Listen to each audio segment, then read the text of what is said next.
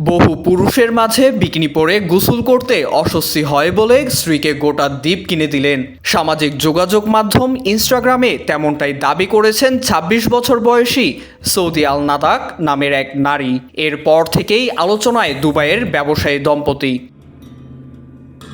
নীল জলের সমুদ্র ঘেরা দ্বীপের ভিডিও পোস্ট করে নাদাক লিখেন, বিকিনি পরে গোসল করতে চেয়েছি, কোটিপতি স্বামী একটা দ্বীপ কিনে দিয়েছেন। জন্মসূত্রে ব্রিটিশ সৌদির বিয়ে হয়েছে দুবাইয়ের ব্যবসায়ী জামাল আল নাদাকের সাথে। ৩ বছরের দাম্পত্য জীবন কাটছে দুজনের। দুবাইয়ে পড়াশোনার সূত্রেই দুজনের আলাপ, সেখান থেকেই প্রেম আর তারপর বিয়ে।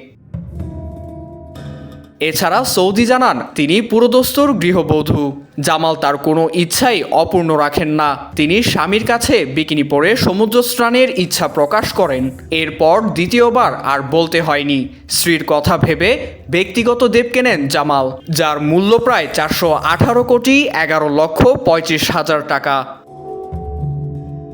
এদিকে গৃহবধূ হলেও সামাজিক যোগাযোগ মাধ্যমে তিনি বেশ সক্রিয়। মাঝে মাঝেই নিজের বিলাসবহুল জীবন তুলে ধরেন ভিডিওতে। দ্বীপে সমুদ্রের ধারে সময় কাটানোর তেমনই একটি ভিডিও পোস্ট করেন তিনি, যা এখনও রীতিমতো ভাইরাল।